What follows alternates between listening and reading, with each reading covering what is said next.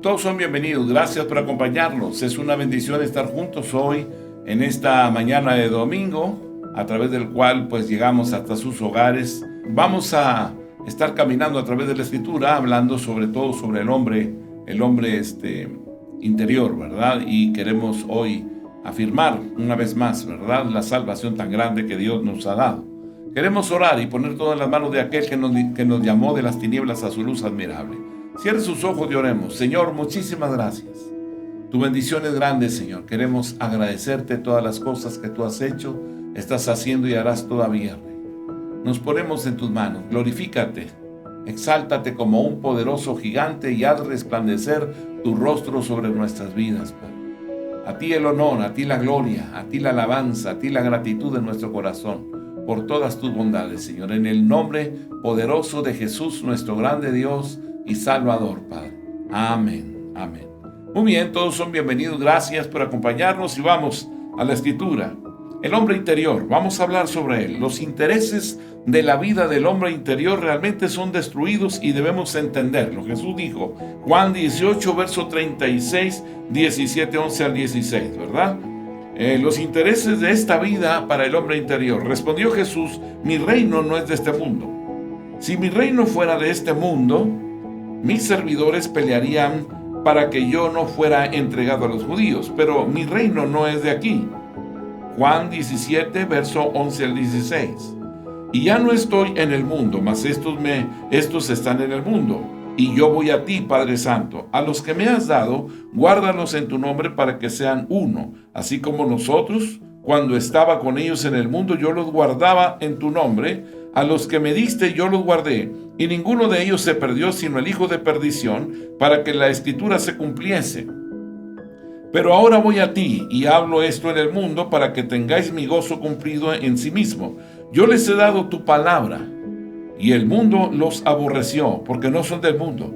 Como tampoco yo soy del mundo, no ruego que los quites del mundo, sino que los guardes del mal. No son del mundo, como tampoco yo soy del mundo. Los cristianos somos peregrinos en la tierra. Por esto no buscamos los placeres que ofrece el mundo, como la pompa y la motivación o la notoriedad, pudiéramos decirlo así, sin vivir la vida eterna cuando andando en el Espíritu en este mundo. O sea, realmente no son las cosas del mundo las que nos atraen, no nos invertimos en ellas. Esto no quiere decir que vamos a vivir ajenos a las necesidades del hombre y las nuestras también, sino que la prioridad es la esencia, el todo del hombre nuevo en Cristo. Los que han nacido de nuevo ven a través de Cristo, oyen a través de Cristo, hablan a través de Jesús, piensan a través de Cristo, sienten a través de Cristo, su aspiración es Cristo, su deseo es Cristo, su meta es Cristo, su centro es Cristo, su esencia es Cristo y todo lo que mueve su vida es Cristo. El hombre nuevo busca las cosas de arriba, las cosas del cielo. ¿Qué es lo que nos quiere decir Dios cuando nos dice que nos vistamos del nuevo hombre, que desechemos el viejo? Efesios capítulo 4, verso 24. Y vestidos del nuevo hombre creado según Dios en la justicia y santidad de la verdad. Dios nos está diciendo que el hombre nuevo no es algo como un vestido que te pones y te quitas. Lo que el Señor dice es que si hemos nacido de nuevo, vivamos, ¿verdad?, llenos de Cristo y que andemos como es digno de Él siempre. Jesús dijo en Mateo capítulo 16, versículo número 24. Entonces Jesús dijo a sus discípulos: si alguno quiere venir en pos de mí, niéguese a sí mismo y tome su cruz y sígame. Ahora, ¿sabes cuál es la cruz del cristiano? No es como dicen las personas comúnmente de una forma religiosa, que es el problema que tengas en esta vida, ya sea que tu esposo, tu esposa te hayan dejado, que el hijo está preso, que estás en un país extranjero, ¿verdad? O que la mamá se murió, vaya. Podríamos hablar de que estas cosas, podríamos decir que esto es la cruz que llevo. Esa no es la cruz, esa es tu prueba. Esa es la prueba por la cual estás pasando. Pero esa no es tu cruz. Tu verdadera cruz es la negación de tu yo. Tu cruz es que cuando haya algún interés en tu vida que sea contrario a la voluntad de Dios, le digas a ese deseo, no. Aunque sea lo que más anhela tu carne y aspira tu corazón. Le dirás, ahora Cristo es mi todo, Él es mi propósito, para Él vivo. No hay algo más que pueda suplir o pueda en algún momento determinado ocupar el lugar de Cristo. No, Gálatas capítulo 5, verso 24. Pero los que son de Cristo han crucificado la carne con sus pasiones y sus deseos. Cristo es el todo de mi vida y ahora yo vivo para buscar lo que es de Él. Primera de Corintios capítulo 15, verso 31. Os aseguro, hermanos, por la gloria que de vosotros tengo en nuestro Señor Jesucristo, que cada día muero. Pablo cada día moría por la causa de Cristo, pero también moría en Cristo. O sea, él iba menguando. Porque Adán murió en la cruz cuando Cristo clavó el cuerpo en el madero. Romanos 6:6. Sabiendo esto, que nuestro viejo hombre fue crucificado juntamente con él para que el cuerpo del pecado sea destruido, a fin de que no sirvamos más al pecado. Y murió por nosotros para que ahora seamos justificados. Siendo justificados o santificados por el Espíritu Santo, destruyamos nuestro yo, nuestro hombre viejo, y viva Cristo por la fe en nuestro corazón en el nuevo hombre. Efesios capítulo 3, verso 17. Para que habite Cristo por la fe en vuestros corazones, a fin de que arraigados y cimentados en amor. Entonces, ¿qué está produciendo Dios en nosotros mediante el proceso de la santificación o de la perfección? Él nos está perfeccionando, como lo llaman otras personas, ¿verdad? Dicen santificación o perfección. Él está suprimiendo y venciendo todo poder, toda autoridad y deseo que hay en tu hombre viejo. Él está venciendo eso, sometiendo todo a la voluntad de Cristo, que no quiere permitir que Cristo sea el todo en todo. Por esto te pide que vivas de acuerdo a lo que eres. Si has nacido de nuevo, vive de acuerdo al hombre nuevo que está en ti.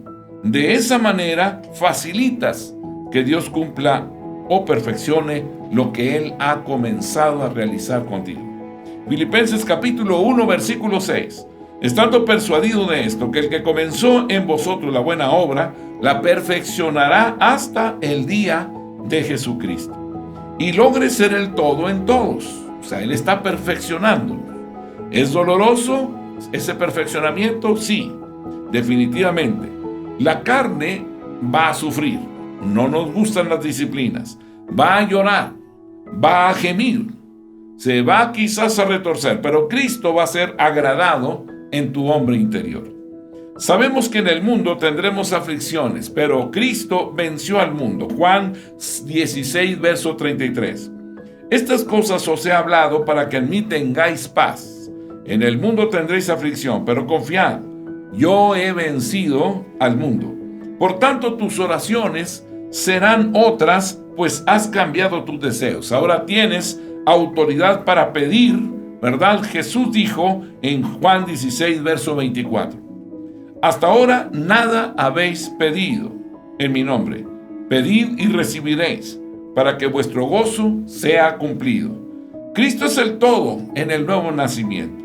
Iremos a la iglesia porque queremos agradar a nuestro Padre Celestial. Si participamos en la alabanza, es porque queremos adorar al Dios Todopoderoso. Si le obedecemos, es porque queremos honrar a Dios a través de nuestras acciones. Si oramos, no pediremos aquellas cosas que nos interesan a nosotros, sino las que al Padre le agradan, pues sabemos que esto redundará al final en beneficio para todos nosotros. Andemos ahora en esa nueva creación, sabiendo que somos hombres que hemos sido creados de nuevo. Ese nuevo hombre, en él debemos de andar y en él debemos de permanecer en nuestras acciones siempre. Primera de Corintios capítulo 1, versículo 30 al 31. Mas por él estáis vosotros en Cristo Jesús, el cual nos ha sido hecho por Dios sabiduría, justificación, santificación y redención, para que, como está escrito, el que se gloría, gloríese en el Señor. Para que recibamos lo que Dios quiere darnos con este mensaje, es necesario, si usted y yo estamos caminando a través de la Escritura, es necesario que miremos todo lo que tiene que ver con Dios, pero desde la perspectiva de Él, ¿verdad? Desde que nacemos, somos nosotros el centro de las cosas. Nos es doloroso realmente dejar de ser el centro o dejar de ser el todo, y todavía más difícil de que Dios sea el todo en todo. Mas esto es lo que Dios quiere lograr en nosotros, y ya vimos que fue el propósito de la redención. Cuando Cristo venció al diablo, la muerte, cuando venció la muerte, el pecado, también suprimió todo poder y autoridad que se había rebelado contra Dios, obrando la salvación.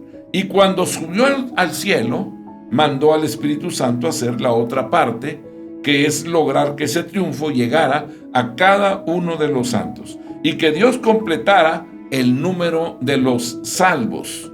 El trabajo del Consolador es suprimir todo poder y autoridad que se está oponiendo a que Dios sea el todo en la vida de cada creyente. A medida que vamos creciendo en madurez espiritual y el Espíritu Santo va poseyendo, va conquistando áreas en nuestra vida, va poniendo una bandera que dice en el Salmo 99:1, Jehová reina. Ahora podemos asegurar que cuando éramos niños espirituales teníamos muchas debilidades y en muchas cosas nos comportábamos como necios. Éramos niños, no teníamos control de muchos de nuestros impulsos, pero cada día vamos sometiendo nuestra alma a la obediencia a Dios. La razón cuando éramos niños era porque todavía no habíamos crecido, ¿verdad? Todavía no habíamos madurado. Luego el Espíritu Santo comienza a hacer su obra en nosotros, a tal punto que cuando miramos hacia atrás nos damos cuenta que ya no somos los mismos, ya no, ha pasado el tiempo, ¿verdad?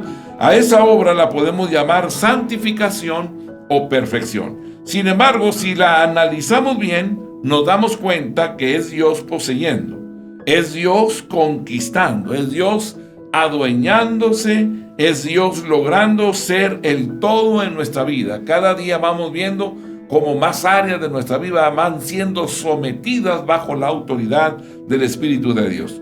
Cuando crecemos en espíritu y nuestro hombre interior es fortalecido con poder por el Espíritu Santo, Efesios capítulo 3, verso 16, para que os dé, conforme a las riquezas de su gloria, el ser fortalecidos con poder en el hombre interior por el Espíritu. Entonces crece y se desarrolla Cristo en nosotros. Por tanto, no tan solo glorificamos a Dios con nuestras vidas, alcanzando el ideal que nos ha trazado, la perfección de los santos, sino que el Señor llega a ser todo en nuestro ser. Cada vez que vencemos una debilidad o vencemos al diablo en el área que sea, por mínimo que sea el detalle, Dios está haciendo el todo en todos, ¿verdad? En esa área pequeña de tu vida, Él está estableciendo su señorío, tomando su lugar. Esta es evidencia de que el Señor está derribando argumentos, 2 de Corintios 10:5, derribando argumentos y toda altivez que se levanta contra el conocimiento de Dios y llevando cautivo todo pensamiento a la obediencia a Cristo, para hacer en ti el todo en todo. Y todo eso Dios lo determinó hacer desde antes, desde la fundación del mundo, para que el propósito de Dios conforme a la elección se cumpla. Romanos capítulo 9, versículo 11. Pues no habían aún nacido, ni habían hecho aún bien ni mal, para que el propósito de Dios conforme a la elección permaneciese, no por las obras, sino por el que llama. Mi amado hermano, Dios nos llamó. No hicimos nada absolutamente. Al Señor le plació llamarnos. No porque éramos buena gente, sino porque Él nos escogió. Sencillo como eso. Si el Señor hubiera elegido a los ángeles, por ejemplo, que son perfectos en santidad, estos pudieran haber dicho, bueno, ¿qué hizo Él por nosotros si éramos perfectos? Pero Dios eligió, no a los ángeles, sino Dios eligió a los hijos de Adán, a los caídos, a los menospreciados, a los sucios, a los pobres, a los débiles, a los ignorantes, para que todos le debamos todo a Él. La Biblia nos dice que todos somos pecadores y por tanto estábamos destituidos de la gloria de Dios. Romanos capítulo 3, verso 23. Por cuanto todos pecaron, todos están destituidos de la gloria de Dios. Es decir, que ni los judíos que tenían la ley, ni los gentiles, o sea, los que no son judíos, que no le conocían o no conocían la ley, pueden justificarse delante de su presencia, ya que todos están bajo el juicio de Dios. Veamos cómo lo analizó el apóstol Pablo. Pablo en Romanos capítulo número 3, versículo 9 al 19. ¿Qué pues? ¿Somos nosotros mejores que ellos? En ninguna manera. Pues ya hemos acusado a judíos y a gentiles que todos están bajo pecado. Como está escrito, no hay justo ni aun uno. No hay quien entienda, no hay quien busque a Dios. Todos se desviaron a una, se hicieron inútiles. No hay quien haga lo bueno, no hay ni siquiera uno. Sepulcro abierto es su garganta, con su lengua engañan, veneno de áspides hay debajo de sus labios. Su boca está llena de maldición y de amargura. Sus pies se apresuran para derramar sangre. Quebranto y desventura hay en sus caminos, y no conocieron caminos de paz. No hay temor de Dios delante de sus ojos, pero sabemos que todo lo que la ley dice, lo dice a los que están bajo la ley, para que toda boca se cierre y todo el mundo quede bajo el juicio de Dios. Veamos que no hay ni siquiera un justo, no lo hay. Lo que quiere decir que no hay quien se merezca la salvación, porque la Biblia dice que la salvación es para los justos. Y para ser salvo de acuerdo a la ley, hay que ser justo. Pero todos somos pecadores. Es decir, que nadie por su propio entendimiento puede descubrir a Dios. Nadie tiene conocimiento de Dios por sí mismo, para poder decir, yo busco a Dios porque Él es mi salvación.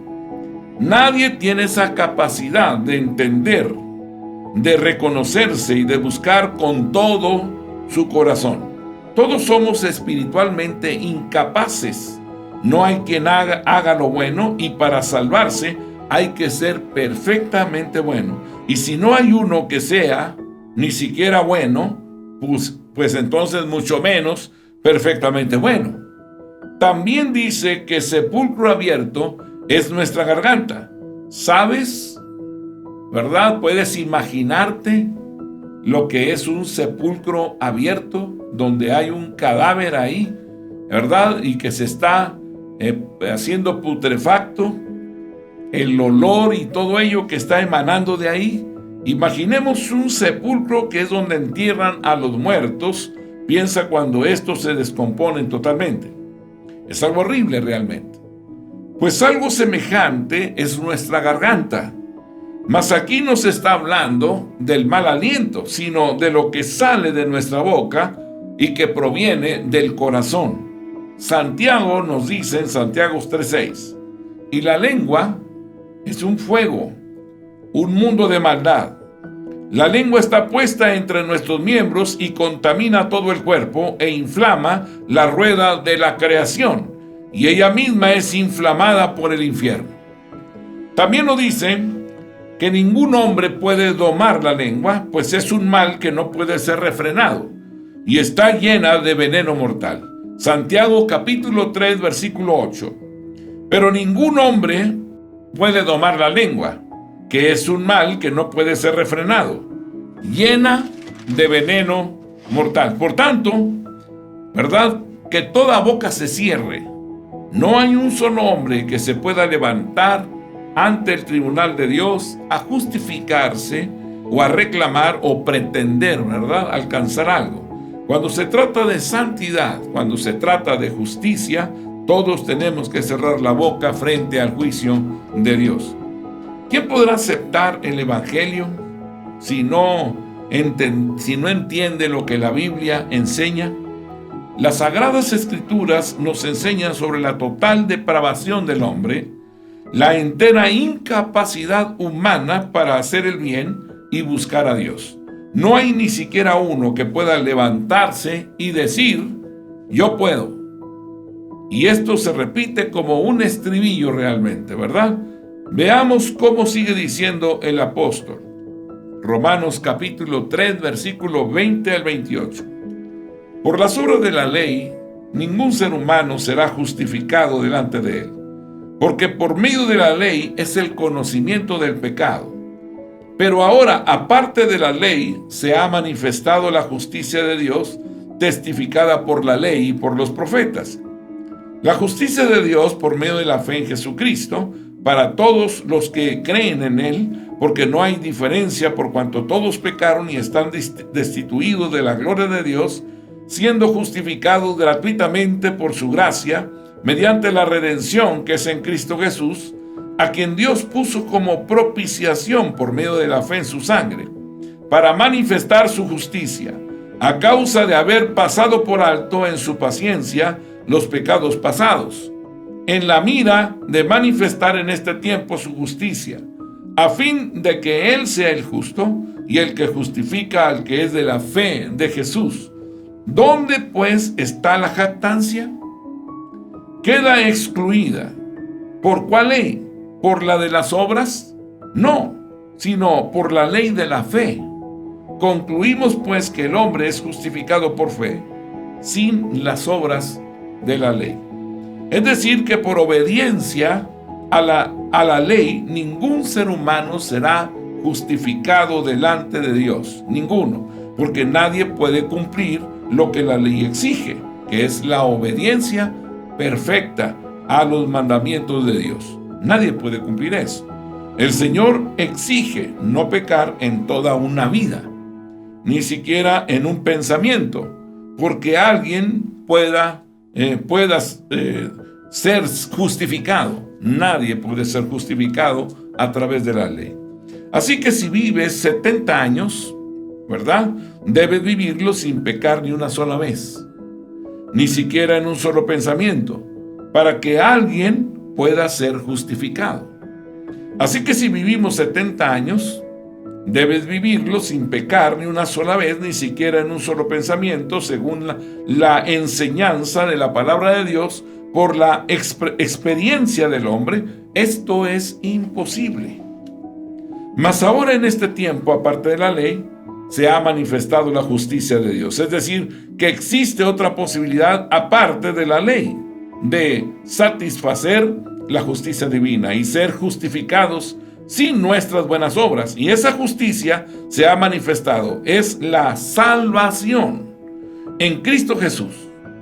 Quiere decir que en la salvación se hace posible, ¿verdad?, para el hombre lo que es imposible por medio de la ley.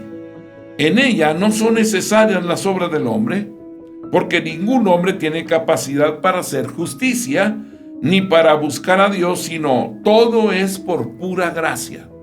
¿Verdad? Somos salvos por la gracia de Dios. Sabemos que todos los hombres están destituidos de la gloria de Dios, porque ninguno merece la salvación, y nadie puede abrir la boca para justificarse, ni declararse inocente delante del Santo de Dios. No obstante, dice el apóstol que Dios nos ha justificado gratuitamente por su gracia. Esta redundancia, dicha en lenguaje comprensible, sería gratuitamente, gratis, ¿verdad? Y tiene el propósito de enfatizar que es un regalo, algo que no se puede comprar y que tampoco está en venta. Por gracia somos salvos. Esto es lo que se llama buenas nuevas, lo que se dice en lenguaje popular, una gran noticia, que el hombre que estaba muerto en sus delitos y pecados, que no podía en ningún precio justificarse delante de Dios, ahora sin ser nada y sin hacer nada, solo por gracia, solo por la sangre derramada por Cristo, reciba la salvación y Dios le pase por alto los pecados pasados, los pecados presentes también.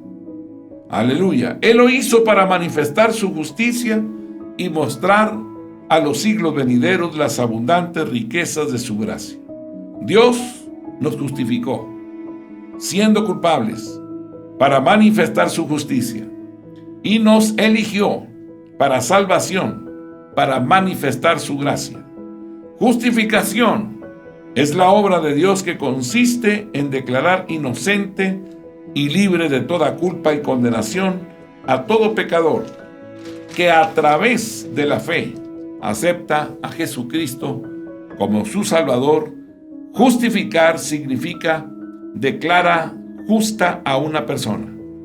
Justificar es lo que hace un juez o un tribunal cuando termina un juicio y después de oír las acusaciones o los alegatos del fiscal y los argumentos del abogado defensor, concluye que el acusado es inocente de los cargos presentados en su contra.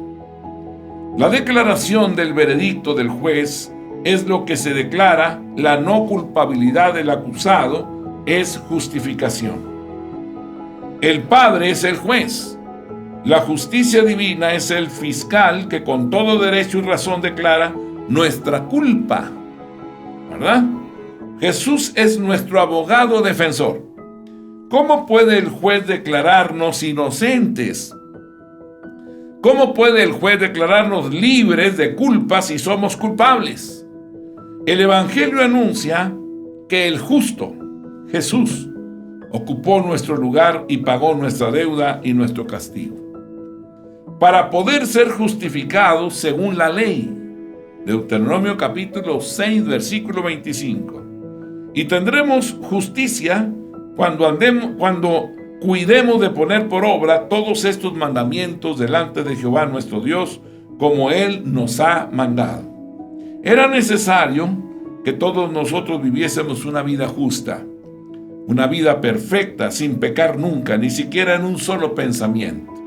Esto es imposible para nosotros porque poseemos una naturaleza corrupta y que no puede hacer lo bueno.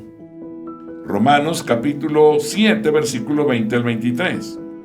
Y si hago lo que no quiero, dice Pablo, ya no lo hago yo, sino el pecado que mora en mí. Así que queriendo yo hacer el bien, hallo esta ley, que el mal está en mí, porque según el hombre interior me deleito en la ley de Dios, pero veo otra ley en mis miembros que se rebela contra la ley de mi mente y que me lleva cautivo a la ley del pecado que está en mí, en mis miembros. Romanos capítulo 8, versículo 1 al versículo 11. Ahora pues ninguna condenación hay para los que están en Cristo Jesús, los que no andan conforme a la carne, sino conforme al Espíritu. Porque la ley del Espíritu de vida en Cristo Jesús me ha librado de la ley del pecado y de la muerte. Porque lo que era imposible para la ley, por cuanto era débil por la carne, Dios, enviando a su Hijo en semejanza de carne de pecado y a causa del pecado, condenó al pecado en la carne, para que la justicia de la ley se cumpliese en nosotros, que no andamos conforme a la carne, sino conforme al Espíritu. Porque los que son de la carne piensan en las obras de la carne, pero los que son del Espíritu en las cosas del Espíritu. Porque el ocuparse de la carne es muerte, pero el ocuparse del Espíritu es vida y paz. por cuanto los designios de la carne son enemistad contra Dios, porque no se sujetan a la ley de Dios ni tampoco pueden. Y los que viven según la carne no pueden agradar a Dios. Mas vosotros no vivís según la carne, sino según el Espíritu, si es que el Espíritu de Dios mora en vosotros. Y si alguno no tiene el Espíritu de Cristo, no es de él. Pero si Cristo está en vosotros, el cuerpo en verdad está muerto a causa del pecado, mas el Espíritu vive a causa de la justicia. Y si el Espíritu de aquel que levantó de los muertos a Jesús mora en vosotros, el que levantó de los muertos a Cristo, Jesús vivificará también vuestros cuerpos mortales por su Espíritu que mora en vosotros. Muy bien. Mas Cristo vivió 33 años. Cristo vivió 33 años sin pecar. Su vida justa, su vida inmaculada, el Padre la pone en nuestra cuenta. Nos la acredita. Cuando creemos en la obra de Jesús, según la ley, para ser justificado, era necesario ser justo o perfecto, ¿verdad? Nosotros no lo éramos por nuestra por fuerza, por nosotros mismos. Cuando creemos en Jesús, el Padre nos cuenta la fe en Jesús como justicia, o sea, significa obediencia perfecta a la ley, ¿verdad? Él toma la justicia de Cristo, en la cual hemos creído, y la pone a nuestra cuenta, y de esa manera nos justifica. Así que somos justificados, declarados inocentes por una justicia que no es la nuestra. La justificación es un regalo de gracia de parte de Dios en Jesucristo a favor de nosotros. El Antiguo Testamento dice que nuestro Dios, Jehová, por amor a su nombre, quiso engrandecer la ley. Él manifestó su poder. Él manifestó su misericordia, ¿verdad?, en ese tiempo por un pueblo en el antiguo pacto, pero hoy manifestó su amor para toda la humanidad en el nuevo pacto, a fin de ser el todo y en todos. Con esa mira fue que Dios lo hizo en estos tiempos. Dios quiso que fuera notoria su justicia para que se lo debamos todo a Él, ¿verdad? Ya persuadidos de ello, entonces reconocemos que Dios es el justo, que Dios es el único que merece toda la gloria, que Él es el único que merece toda entrega, toda fidelidad y lealtad nuestra, toda la obediencia y toda la sujeción nuestra hacia Él. Nadie puede decir que es justo, porque justo solamente hay uno. Fuera de ahí nadie es justo, no hay ni uno justo. Dios, Él es el justo y a la vez el que justifica al que es de la fe de Jesucristo. Romanos 3:26. Con la mira de manifestar en este tiempo su justicia, a fin de que Él sea el justo y el que justifica al que es de la fe de Jesús. Esto quiere decir que en la elección, Dios es el todo y en todos. Y en la redención, también ahora, si Dios es el que hace todo, entonces Él es el todo en la justificación, porque ahí está incluido todo. Efesios capítulo 2, versículo 1 al 9. Y Él os dio vida a vosotros cuando estabais muertos en vuestros delitos y pecados. Versículo 2. En los cuales anduvisteis en otro tiempo siguiendo la corriente de este mundo, conforme al príncipe de la potestad del aire, el espíritu que ahora opera en los hijos de desobediencia, entre los cuales también todos nosotros vivimos en otro tiempo en los deseos de nuestra carne, haciendo la voluntad de la carne y de los pensamientos. Y éramos por naturaleza hijos de ira, lo mismo que los demás. Pero Dios, que es rico en misericordia, por su grande amor con que nos amó, aun estando nosotros muertos en pecados, nos dio vida juntamente con Cristo. Por gracia sois salvos. Y juntamente con Él nos resucitó, y asimismo nos hizo sentar en los lugares celestiales con Cristo Jesús, para mostrar en los siglos venideros las abundantes riquezas de su gracia en su bondad para con nosotros en Cristo Jesús. Porque por gracia sois salvos por medio de la fe, y esto no de vosotros, pues es don de Dios, no por obras, para que nadie se gloríe. Es decir, que Dios, para mostrar las riquezas de su gracia, nos dio vida en Cristo. Y asimismo, nos resucitó juntamente con Él y nos hizo sentar en los lugares celestiales en Jesús. ¿Verdad? ¿Y qué es la gracia? Un regalo. O sea, no podemos nosotros en ningún momento, ¿verdad?, decir que somos salvos por nosotros mismos. Es por la gracia, un regalo, un Dios, un don inmerecido que viene por medio de la fe. La fe es la tubería y la gracia es ese líquido que pasa por esa tubería. La tubería la puso Dios y el líquido también, para que nosotros que éramos pozos secos nos beneficiásemos de esa bondad. Mas para recibir el regalo divino de la gracia, necesitamos extender nuestras manos, ¿verdad? Y esa es nuestra fe. Ese movimiento de fe lo genera en ti únicamente Dios, porque la fe proviene de Dios. No se inicia en nosotros, no es algo que brote de nuestra propia naturaleza. Efesios 2:8. Porque por gracia sois salvos por medio de la fe, y esto no de vosotros, pues es don de Dios. El proceso no se da como algunos dicen. Yo pongo mi fe y luego Dios me responde. Esto está muy lejos de la verdad realmente, ya que la fe que recibimos no es nuestra, no es algo que tiene el hombre en sí. Nosotros no nacemos creyendo. La fe no es un fruto de la mente, ni tampoco depende de la voluntad o la decisión humana, como si alguien dijera, yo voy a creerle a Dios. Nadie puede creerle a Dios porque quiere. La fe es un don que viene de lo alto. No se puede crear ni se genera en la mente, sino que viene de arriba, de parte de Dios, quien se la da a quien Él quiere. El Padre se la repartió a todos los que quiso salvar. Es Dios quien nos dio la fe. Pues tanto si es por gracia, que es un regalo, y también por fe, que la da Dios, entonces, ¿qué ha puesto el hombre para la salvación? Mi amado hermano, el hombre no ha puesto nada absolutamente, nada. Algunas personas podrían decir, sí, pero yo no doy el paso, ¿verdad? Y decido, entonces, si no tomo una decisión en ese momento, Dios no puede hacerlo. La Biblia dice que el Espíritu Santo es el que convence de pecado, de justicia y de juicio. Juan 16:8. Y cuando Él venga, convencerá al mundo de pecado, de justicia y juicio. Es decir, que cuando nosotros decidimos dar el paso es porque el Espíritu Santo nos convenció. Y si alguien te convenció, te da la capacidad también, el hombre nuevo, ¿verdad? Para que puedas elegir a Dios. Entonces no fuiste tú el que elegiste, sino el Espíritu de Dios en ti.